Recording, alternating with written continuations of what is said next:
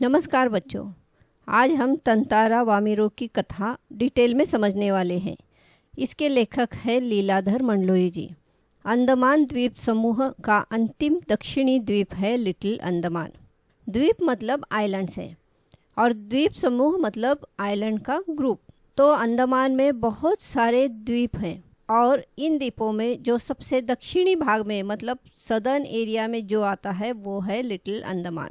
यह port Blair से लगभग 100 किलोमीटर दूर स्थित है। यानी जो लिटिल अंडमान द्वीप है वो पोर्ट ब्लेयर से लगभग 100 किलोमीटर दूर है। पोर्ट ब्लेयर अंडमान की राजधानी है। इसके बाद निकोबार द्वीप समूह की श्रृंखला आरंभ होती है, जो निकोबारी जनजाति की आदिम संस्कृति के केंद्र हैं। अब यहाँ से अंडमान खत्म होता है और निकोबार द्वीप समूह की शुरुआत होती है। निकोबार में जो निकोबारी लोग रहते हैं वे आदिम संस्कृति मतलब प्राचीन सभ्यता। तो ये लोग आज भी अपनी पुरानी परंपराओं और सांस्कृतिक जीवन शैली को बनाए रखे हुए हैं। निकोबार द्वीप समूह का पहला द्वीप है कार निकोबार, जो लिटिल अंडमान से 96 किलोमीटर दूर है। जैसे ही निकोबार की श्रृंखला शुरू होती है, सबसे पहला और प्रमुख द्वीप यानी मुख्य द्वीप है कार निकोबार। और कार निकोबार अंडमान से 96 किलोमीटर दूर है। निकोबारियों का विश्वास है कि प्राचीन काल में ये दोनों द्वीप एक ही थे। अब यहाँ एक लोक मान्यता बताई जा रही है। क्या लोक मान्यता है कि निकोबारी लोग यह मानते हैं कि बहुत पुराने समय में यानी प्राचीन काल में लिटिल अंडमान और निकोबार ये दो द्वीप एक ही थे और फिर बाद में अलग हो गए। तो लिटिल अंडमान और निकोबार ये दो द्वीप अलग हुए, इसकी एक लोक कथा है। लोक कथा मतलब ऐसी कथा जो लोगों में प्रचलित होती है और यह कहानी आज भी लोग सुनाते हैं और पीढ़ियों से चली आ रही है। सदियों पूर्व जब लिटिल अंडमान और कार निकोबार आपस में जुड़े हुए थे, तब वहाँ एक सुंदर सा गांव था। पास में एक सुंदर और शक्तिशाली युवक रहता था जिसका नाम था तंतारा। तो लेखक लिखते हैं कि सदियों पहले लिटिल अंडमान और कार निकोबार आपस में जुड़े हुए थे और तब वहाँ एक बहुत ही सुंदर गांव था और वहाँ एक शक्तिशाली मतलब बलवान एकदम स्ट्रांग युवक रहता था। उसका नाम था तंतारा। निकोबारी उसे बेहद प्रेम करते थे। तंतारा एक नेक और मददगार व्यक्ति था, सदैव दूसरों की सहायता के लिए तत्पर रहता। तंतारा कैसा था? तो नेक और मददगार था। नेक मतलब अच्छा आदमी था, भला था। मददगार मतलब दूसरों की सहायता करने वाला।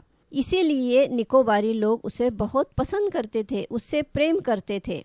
वह हमेशा दूसरों की मदद करने के लिए तैयार रहता था। तत्पर रहता था मतलब तैयार रहता था।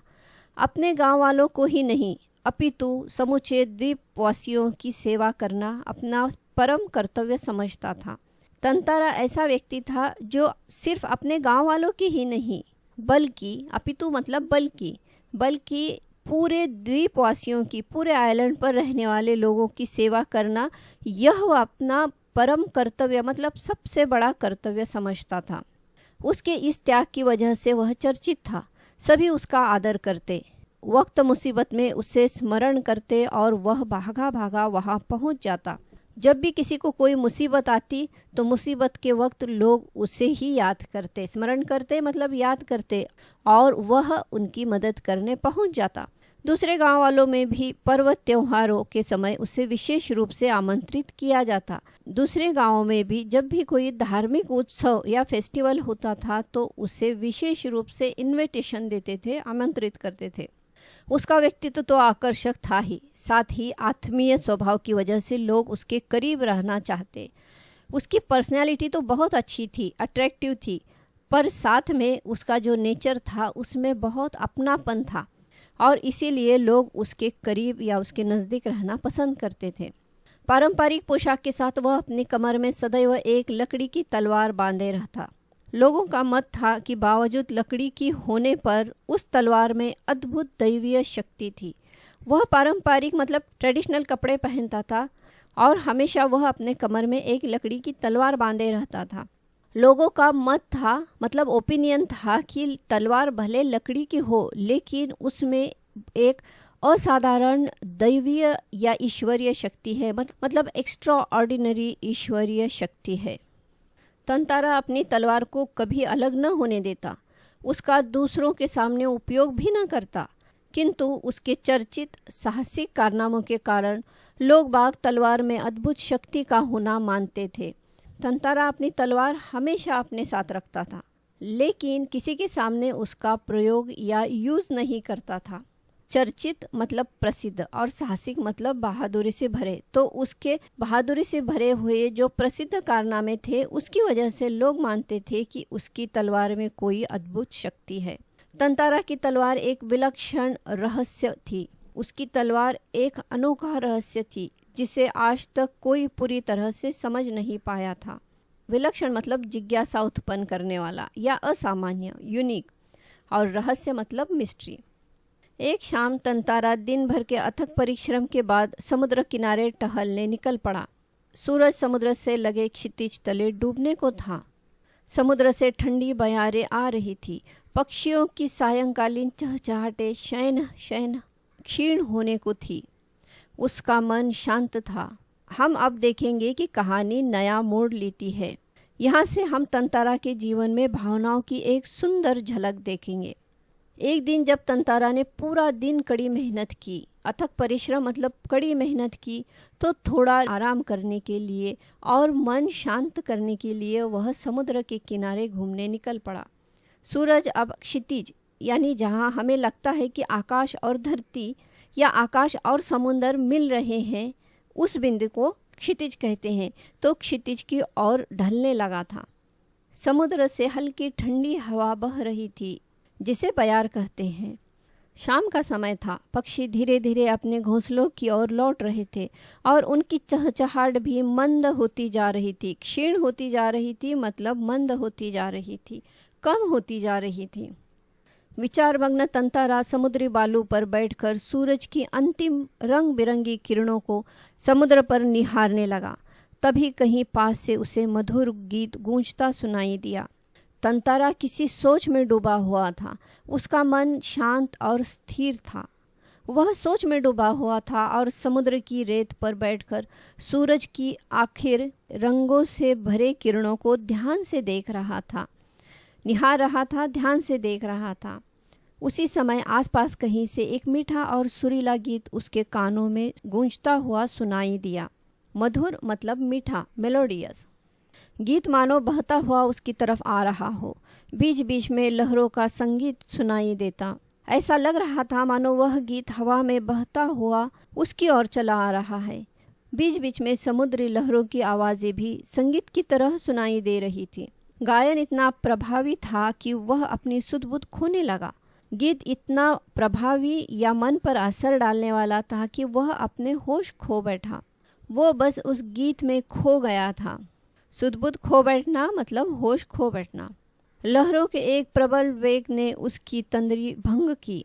तभी एक तेज लहर ने आकर तंतारा की उंघाई सी हालत को तोड़ दिया या उसकी गहरी सोच को तोड़ दिया, यानी अब वो सचेत हो गया। चैतन्य होते ही वह उधर बढ़ने को विवश हो उठा जिधर से अब भी गीत के स्वर बह रहे थे।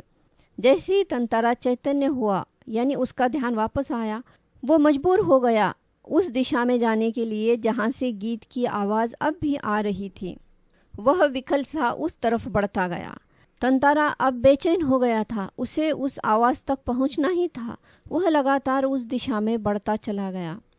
अंततः उसकी नज़र एक युवती पर पड़ी जो ढलती हुई शाम के सौंदर्य में बेसुध एकटक समुद्र की देह पर डूबते आकर्षक रंगों को निहारते हुए गा रही थी। आखिरकार उसकी नज़र एक सुंदर युवती पर पड़ी जो ढलती हुई शाम के सौंदर्य में खोई हुई थी। एकटक समुद्र को देखती हुई बहुत ही सुंदर गीत गा रही थी। एकटक देखना मतलब लगातार देखना। आकर्षक मतलब मनमोहक, अट्रैक्टिव।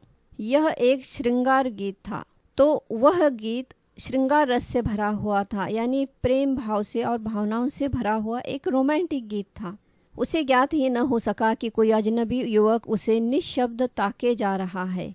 उस युवती को पता ही नहीं था कि कोई अजनबी मतलब अनजान व्यक्ति उसे चुपचाप देखे जा रहा है। यकायक एक ऊंची लहर उठी और उसे भिगो गई। अचानक समुद्र की एक ऊंची लहर आई और उसे गीला कर गई, मतलब वह पूरी भीग गई।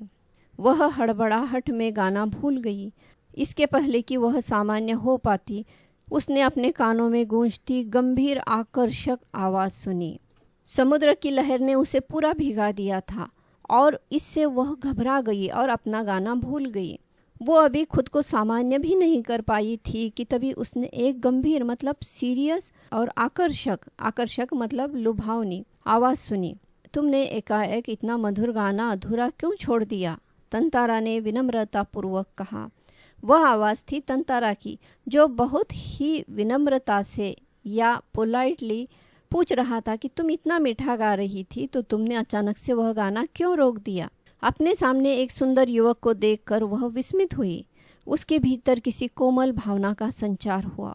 उस युवती ने जैसे ही तंतारा को देखा वह हैरान हो गई, विस्मित हुई, हैरान हो गई और उसके अंदर एक नर्म भावना पैदा हो गई। कोमल भावना मतलब भावुक भावना या संवेदनशील भावना।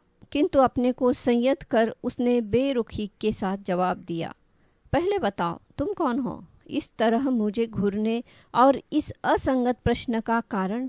जैसे ही उस लड़की ने तंतारा को देखा था उसके अंदर कोई रोमांटिक भावना जाग उठी थी। फिर भी उसने अपने आप को कंट्रोल किया, संयत किया और बिल्कुल नाराजगी से या उदासीनता दिखाते हुए जवाब दिया, तुम कौन हो बताओ, और इस तरह मुझे तुम क्यों घूर रहे हो, मतलब कंटिन्यूस क्यों देख रहे हो, और यह बेमतलब सवाल क्यों पूछ रहे हो?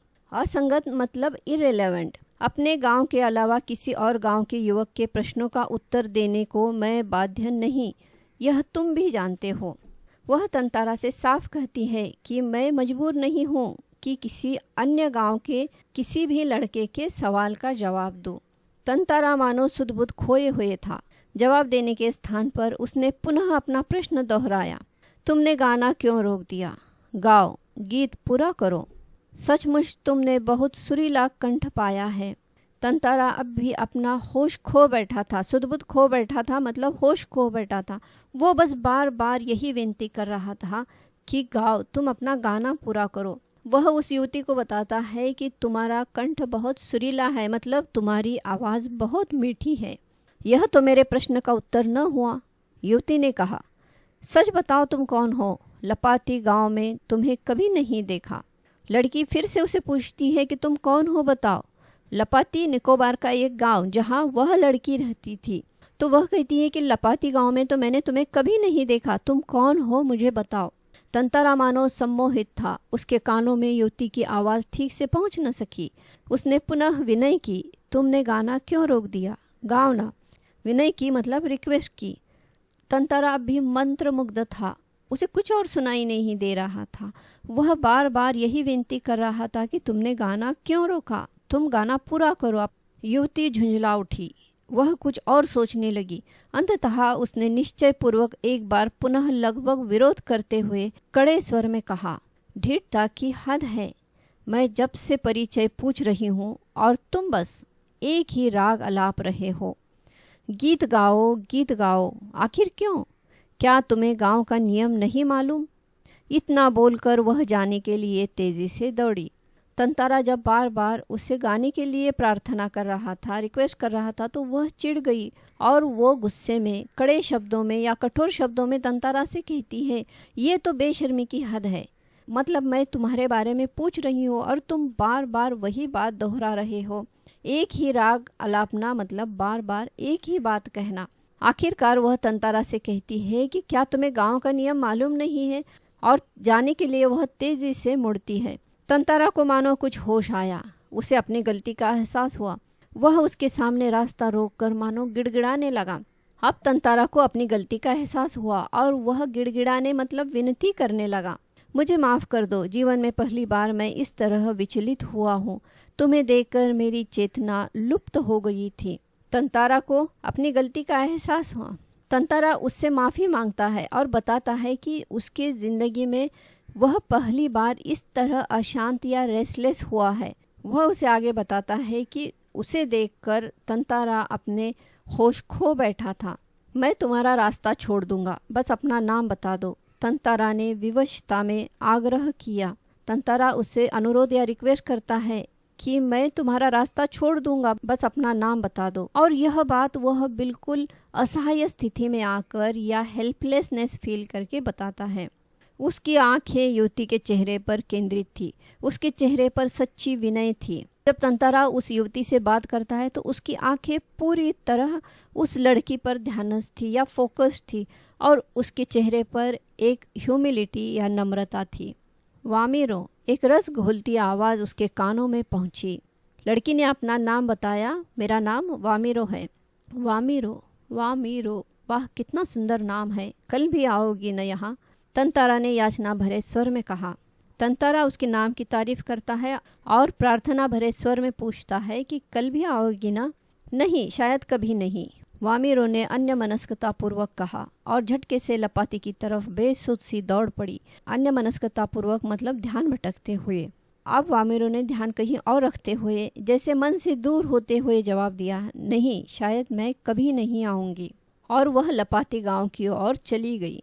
अब वामिरो जा चुकी थी मगर पीछे तंतारा के वाक्य गूंज रहे थे। वामिरो, मेरा नाम तंतारा है। कल मैं इसी चट्टान पर प्रतीक्षा करूंगा। तुम्हारी बाट जोहूंगा, जरूर आना। वामिरो तो चली गई थी लेकिन तंतारा की आवाज़ पीछे से उसके कानों में गूंज रही थी। वह अपना नाम बता रहा था कि मेरा नाम वामिरो है और कल मैं इसी चट्टान मतलब बड़ा पत्थर या रॉक, इसी चट्टान पर तुम्हारा इंतज़ार करूंगा। बाट जोहूंगा मतलब तुम्हारी राह देखूंगा और तुम जरूर आना। वामिरो नहीं रुकी, भागती सी गई। तंतारा उसे जाते हुए निहारता रहा। वामिरो घर पहुंचकर भीतर ही भीतर कुछ बेचैनी महसूस करने लगी। वामिरो भागती हुई चली गई लेकिन तंतारा उसे पूरे वक्त निहारता रहा या देखता रहा। वामिरो घर पहुंची लेकिन वह अपने अंदर एक बेचैनी सी या रेस्टलेसनेस महसूस कर रही थी। उसके भीतर तंतारा से मुक्त होने की एक झूठी छटपटाहट थी। वह ऊपर से दिखाने की कोशिश कर रही थी कि वह तंतारा से अलग होना चाहती है, लेकिन ऐसा नहीं था। यह दिखावटी बेचैनी थी। एक जल्लाहट में उसने दरवाज़ा बंद किया और मन को किसी और दिशा में ले जाने का प्रयास किया। वो चिड़चिड़ा महसूस कर रही थी और उसने दरवाज़ा बंद किया और किसी और काम में मन लगाने की कोशिश करती रही। बार बार तंतारा का याचना भरा चेहरा उसकी आंखों में तैर जाता। वह घर आई थी लेकिन तंतारा का याचना भरा मतलब रिक्वेस्ट करने वाला चेहरा उसकी आंखों के सामने आ रहा था। उसने तंतारा के बारे में कई कहानियां सुनी थी। उसकी कल्पना में वह एक अद्भुत साहसी युवक था। उसने तंतारा के बारे में कई कहानियां सुनी थी कि वह बहुत बहादुर और अनोखा युवक है, किंतु वही तंतारा उसके सम्मुख एक अलग रूप में आया। लेकिन तंतारा आज उसके सामने एक अलग ही रूप में आया था, सुंदर, बलिष्ठ किंतु बेहद शांत, सभ्य और भोला। जब वह वास्तव में तंतारा से मिली तो उसने देखा कि वह बहुत सरल, शांत और आकर्षक, सुसंस्कृत भी था। बिल्कुल भोला आदमी था। उसका व्यक्तित्व कदाचित वैसा ही था जैसा वह अपने जीवन साथी के बारे में सोच रही थी। वामिरो अपने जीवन साथी के बारे में जो सोचती थी या जो इमेजिन करती थी, तंतारा बिल्कुल वैसा ही आदमी था। किंतु एक दूसरे गांव के युवक के साथ यह संबंध परंपरा के विरुद्ध था। लेकिन इस रिश्ते में एक बाधा थी, समाज की परंपरा, जो यह अनुमति नहीं देती थी कि अलग अलग गांव के लोग प्रेम करें। अतएव उसने उसे भूल जाना ही श्रेयकर समझा। इसलिए वामिरो ने सोचा कि उसे भूल जाना ही बेहतर है या ठीक है। लेकिन यह असंभव था, मतलब यह संभव नहीं था, पॉसिबल नहीं था। तंतारा बार बार उसकी आंखों के सामने आता, निर्निमेष याचक की तरह प्रतीक्षा में डूबा हुआ। वामिरो के मन में बार बार तंतारा का बिना पलक झपकाए प्रार्थना करते हुए चेहरा सामने आता था।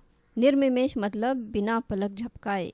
किसी तरह रात बीती, दोनों के हृदय व्यथित थे। रात किसी तरह बीत गई लेकिन दोनों के मन दुखी थे। किसी तरह आँच रहित एक ठंडा और उबाऊ दिन गुजरने लगा। शाम की प्रतीक्षा थी तंतारा के लिए, मानो पूरे जीवन की अकेली प्रतीक्षा थी। उसके गंभीर और शांत जीवन में ऐसा पहली बार हुआ था। दोनों ने किसी तरह दुखी मन से रात बिताई और दिन भी बोर करने वाला और रंगहीन था। मतलब दोनों शाम की प्रतीक्षा कर रहे थे। तंतारा के लिए शाम का इंतजार अब उसके जीवन का एकमात्र उद्देश्य बन गया था। उसके जीवन में पहली बार ऐसा हुआ था। वह अचंभित था, साथ ही रोमांचित भी। दिन ढलने के काफ़ी पहले वह लपाती की उस समुद्री चट्टान पर पहुंच गया। वह बहुत हैरान था और साथ में बहुत रोमांचित भी था। और दिन ढलने से पहले मतलब शाम होने से पहले ही वह लपाती गांव के उस चट्टान पर पहुंच गया। वामिरो की प्रतीक्षा में एक एक पल पहाड़ की तरह भारी था। उसके भीतर एक आशंका भी दौड़ रही थी। अगर वामिरो न आई तो वह वामिरो की प्रतीक्षा कर रहा था, लेकिन उसकी प्रतीक्षा में या उसके इंतज़ार में एक एक पल उसे पहाड़ की तरह लग रहा था। मतलब बहुत लंबा और कठिन समय लग रहा था। ऐसे लग रहा था कि समय जा नहीं रहा है। उसके अंदर शक भी था कि वामिरो अगर नहीं आई तो। वह कुछ निर्णय नहीं कर पा रहा था, सिर्फ प्रतीक्षा तक था। बस आस की एक किरण थी जो समुद्र की देह पर डूबती किरणों की तरह कभी भी डूब सकती थी। वह कुछ नहीं सोच पा रहा था, कुछ निर्णय ले नहीं पा रहा था। वह सिर्फ इंतजार में डूबा हुआ था कि वामिरो कब आएगी। और उसकी उम्मीद भी एक छोटी सी किरण की तरह थी, ऐसी किरण जो समुद्र के अंदर डूब रही थी। वह बार बार लपाती के रास्ते पर नजरें दौड़ाना, बार बार देखना। और फिर अचानक उसने नारियल के झुसमुरों मतलब नारियल के झाड़ों में एक छाया देखी। वह वामिरो ही थी। वामिरो को देखकर वह बहुत खुश हुआ, लेकिन उसने देखा कि वामिरो कुछ डरी हुई थी और अपने आप को छिपाते हुए आगे बढ़ रही थी। बीच बीच में इधर उधर दृष्टि दौड़ाना न भूलती। वामिरो बीच बीच में इधर उधर भी देखती और फिर तेजी से तंतारा के सामने आकर रुक गई। ठिठक गई मतलब रुक गई। दोनों शब्दहीन थे, मतलब दोनों कुछ भी नहीं बोल रहे थे, बिल्कुल चुपचाप थे।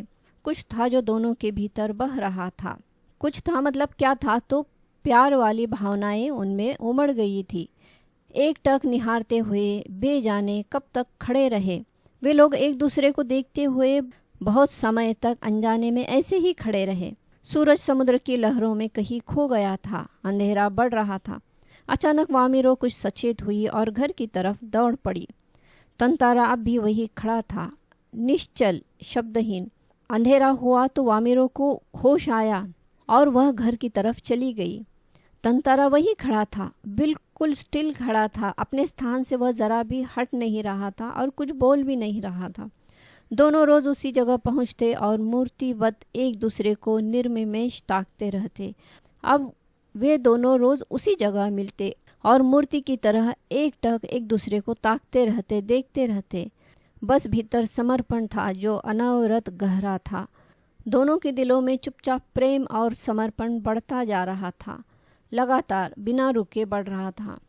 और उनका यह प्रेम लपाती के कुछ युवकों ने भांप लिया। मतलब उन्हें पता चल गया कि ये दोनों आपस में प्यार करते हैं। और यह बात हवा की तरह बह उठी। यह खबर बहुत तेजी से फैल गई। वामिरो लपाती की थी और तंतारा पासा गांव का था। मतलब दोनों अलग गांव के थे, तो अलग गांव के होने की वजह से उन लोग की शादी होना संभव नहीं था। उस वक्त की परंपरा के अनुसार शादी करने के लिए दोनों को एक गांव का ही होना जरूरी था। वामिरो और तंतारा को लोगों ने समझाने की बहुत कोशिश की, लेकिन दोनों अड़िग रहे। मतलब अपने निर्णय पर दृढ़ रहे, फर्म रहे कि हमें शादी करनी है। वे नियमतः लपाती के उसी समुद्र किनारे मिलते रहे। अफवाहें फैलती रही। वे रोज उसी समुद्र किनारे मिलते रहते थे। कुछ समय बाद पासा गांव में पशु पर्व का आयोजन हुआ। पशु पर्व मतलब पशुओं से जुड़ा हुआ त्योहार या फेस्टिवल। पशु पर्व में रिष्ट पुष्ट पशुओं के प्रदर्शन के अतिरिक्त पशुओं के युवकों की प्रतियोगिता भी होती थी। इस त्योहार में गांव वाले अपने तगड़े ताकतवर जानवरों को लाते थे और साथ होती थी युवकों की भी शक्ति परीक्षा यानी ताकत की प्रतियोगिता। यह त्योहार साल में एक बार होता था और सभी गांव के लोग इसमें हिस्सा लेते थे। शक्ति परीक्षा के बाद नृत्य, संगीत, भोजन इसका आयोजन होता था। शाम में पासा गांव में सभी लोग जमा होने लगे। अलग अलग कार्यक्रम भी शुरू हुए, लेकिन तंतारा का ध्यान इन कार्यक्रम में बिल्कुल नहीं था, तनिक न था, मतलब थोड़ा भी ध्यान नहीं था। और वह व्याकुल या बेचैन होकर वामिरो को ढूंढ रहा था। नारियल के झुंड के एक पेड़ के पीछे से उसे जैसे कोई झांकता दिखाई दिया। तभी पेड़ों के पीछे से उसे कोई छिप कर देखता हुआ दिखाई दिया। उसने करीब जाकर देखने की कोशिश की, चेष्टा की, मतलब कोशिश की, तो वहाँ वामिरो थी। वह डर कर सामने आने में झिझक रही थी या संकोच कर रही थी। उसकी आंखें तरल थी, मतलब उसके आंखों में आंसू भरे हुए थे, उसके होंठ कांप रहे थे। तंतारा को देखकर वह फूट कर रोने लगी। तंतारा भी बिल्कुल विहल हुआ, विहल मतलब भावुक हुआ, इमोशनल हुआ। वह कुछ बोल भी नहीं पा रहा था और वामिरो की रोने की आवाज बढ़ती जा रही थी। वह जोर जोर से रो रही थी। तंतारा किंग कर्तव्य विमूढ़ था, मतलब वह कुछ समझ नहीं पा रहा था कि क्या करे। वह हक्का बक्का था। वामिरो के रुदन स्वरों को सुनकर उसकी माँ वहां पहुंची। वामिरो की रोने की आवाज सुनकर उसकी माँ वहां पहुंची और दोनों को साथ देखकर, मतलब वामिरो और तंतारा को साथ देखकर वह आग बबूला हो गई, बहुत गुस्सा हो गई। क्यों गुस्सा हो गई? क्योंकि गांव वालों के सामने उसकी बेटी और तंतारा साथ में थे और यह दृश्य उसे अपमानजनक लगा। इसी बीच गांव के कुछ लोग वहां पहुंचे और वामिरो की माँ बहुत ज्यादा क्रोधित हो गई। यहाँ वामिरो होना चाहिए, स्पेलिंग मिस्टेक हुई है, ब हुआ है। उसने तंतारा, तंतांगा नहीं है, तंतारा है। उसने तंतारा को बहुत अपमानित किया, उसका इंसल्ट किया। गांव के लोग भी तंतारा के विरोध में बोलने लगे। अब तंतारा को यह सब सहन नहीं हो रहा था, असहनीय था, मतलब सहन नहीं हो रहा था। वामिरो तो रोते ही जा रही थी, तंतारा भी गुस्से से भर उठा, मतलब उसे एकदम से गुस्सा आया। जहाँ विवाह की निषेध परंपरा पर क्षोभ था, वहीं अपनी असहायता पर खींच थी। दो अलग गांव के लोग विवाह नहीं कर सकते, इस रोग की परंपरा पर तंतारा को गुस्सा था। वहीं वह अपने आप को लाचार फील कर रहा था और इस बात की उसे चिढ़ आ रही थी। वामिरो का भी दुख बहुत गहरा हो रहा था और उसे समझ में नहीं आ रहा था कि अब क्या करे। अनायास उसका हाथ तलवार के मुठ पर जा टिका। अचानक से तंतारा का हाथ उसकी तलवार के हैंडल पर गया। उसने क्रोध से तलवार निकाली और कुछ सोचता रहा। क्रोध लगातार अग्नि की तरह बढ़ रहा था, उसमें बहुत ज्यादा गुस्सा बढ़ रहा था। लोग सहम उठे, मतलब लोग डर गए। एक सन्नाटा सा खींच गया, सब लोग चुप हो गए। अचानक से पूरी चुप्पी छा गई और जब कोई राह न सूझी तो क्रोध का शमन करने के लिए उसमें शक्ति भर उसे धरती में घोंप दिया और ताकत से उसे खींचने लगा। तंतारा बहुत गुस्से में था। अब गुस्से को शांत कैसे करे? तो शांत करने के लिए, शमन मतलब शांत करने के लिए, उसने तलवार में ताकत भरी और ताकत से उस तलवार को धरती के अंदर धंसा दिया, अंदर डाल दिया और उसे खींचने लगा। उसे बहुत पसीना आ रहा था। सभी लोग बौराए थे, बौराए मतलब हक्के बक्के थे, शॉक थे। वह तलवार को अपनी तरफ खींचते खींचते दूर चला गया और उसकी सांसें भी तेज हो रही थी। जहाँ से उसने तलवार डाली थी वहाँ एक दरार होने लगी, तो धरती पर दरार होने लगी। ऐसे लगा मानो धरती के दो टुकड़े होने वाले हों, दो टुकड़ों में धरती विभाजित होने वाली हो। एक गड़गड़ाहट सी गूंजने लगी और लकीर की सीध में धरती फटती ही जा रही थी। आसमान में गरजने की आवाज होने लगी और धरती बीच से स्प्लिट हो रही थी, उसके दो टुकड़े हो रहे थे। द्वीप के अंतिम सिरे तक तंतारा धरती को मानो क्रोध से काटता जा रहा था। अंतिम सिरा मतलब किनारा, लास्ट किनारे तक वह धरती को काट रहा था। सभी भयाकुल हो उठे। वहां जितने भी लोग थे सब डरे हुए थे। लोगों ने ऐसे दृश्य की कल्पना न की थी। लोगों ने सोचा नहीं था कि ऐसा भी हो सकता है कि तंतारा धरती को ही काट दे। सभी लोग सिहर उठे, मतलब कांप उठे। उधर वामिरो धरती के किनारे चीख रही थी। वह तंतारा को बुला रही थी, पुकार रही थी। उसकी चीख में दर्द था, करुणा थी, मतलब उसकी चीख में दर्द था। अब तंतारा की और वामिरो की बदकिस्मती थी कि तंतारा दूसरी तरफ था। दूसरी तरफ मतलब जहाँ से धरती फटी थी वहाँ से वह दूसरी तरफ था। द्वीप के अंतिम सिरे तक धरती को चीरता वह जैसे ही अंतिम छोर पर पहुंचा, द्वीप दो टुकड़ों में विभक्त हो चुका था। वह धरती को चीरता काटता हुआ जैसे ही आखिरी किनारे तक पहुंचा तो उसने देखा कि धरती के तो दो टुकड़े हो गए थे। दो टुकड़ों में धरती बट गई थी। एक तंतारा की तरफ था तो दूसरी वामिरो की तरफ। तो दोनों उस टुकड़े के दो अलग अलग साइड में थे। तंतारा को जैसे ही होश आया उसने देखा उसकी तरफ का द्वीप समुद्र में धंसने लगा है। तंतारा को होश आया, मतलब वह सचेत हुआ, अलर्ट हुआ, तो उसने देखा कि उसके साइड का जो द्वीप है या आइलैंड है वह समुद्र में धंस रहा है, समुद्र में नीचे जा रहा है। वह छटपटाने लगा, मतलब बेचैन होने लगा। उसने छलांग लगाकर दूसरा सिरा थामना चाहा किंतु पकड़ ढीली पड़ गई। उसने कूदकर दूसरा सिरा मतलब दूसरा साइड थामना चाहा, पकड़ना चाहा, लेकिन उसकी पकड़ ढीली पड़ गई, कमज़ोर पड़ गई। अब वह नीचे फिसलने लगा। वह लगातार समुद्र की सतह की तरफ फिसल रहा था। उसके मुंह से सिर्फ एक ही आवाज़ आ रही थी, वामिरो वामिरो। मतलब वह समुद्र की तरफ जा रहा था लेकिन वामिरो को पुकार रहा था। वहाँ वामिरो भी उसे पुकार रही थी। तंतारा लहूलुहान हो चुका था। वह अचेत होने लगा और कुछ देर बाद उससे कोई होश नहीं रहा। तंतारा खून से सना हुआ था, पूरा खून था, और अब वह बेहोश भी होने लगा और कुछ देर बाद उसे होश भी नहीं रहा, मतलब वह बेहोश हो गया। वह कटे हुए द्वीप के अंतिम भूखंड पर पड़ा हुआ था जो कि दूसरे हिस्से से संयोगवश जुड़ा हुआ था। तंतारा ने एक आइलैंड को 2 टुकड़ों में बांटा था और उसके अंत में बिल्कुल एंड में एक धरती का टुकड़ा था और वह संयोगवश मतलब बाय चांस उस टुकड़े पर था। बहता हुआ तंतारा कहाँ पहुंचा, बाद में उसका क्या हुआ, कोई नहीं जानता।